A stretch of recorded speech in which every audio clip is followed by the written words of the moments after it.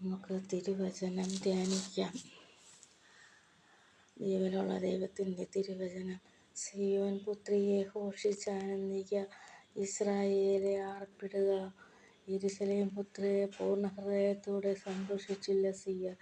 യഹോവ നിന്റെ ന്യായവിധികളെ മാറ്റി നിന്റെ ശത്രുവിനെ നീക്കിക്കളഞ്ഞിരിക്കുന്നു.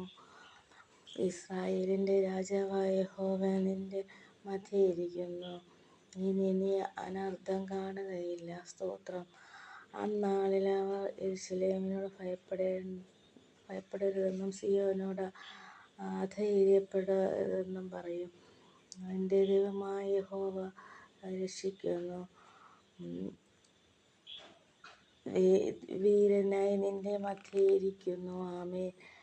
അവൻ നിന്നിൽ അത്യന്തം സന്തോഷിക്കുന്നു.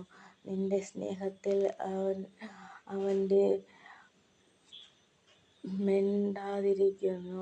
തൻ്റെ സ്നേഹത്തിൽ അവൻ മിണ്ടാതിരിക്കുന്നു.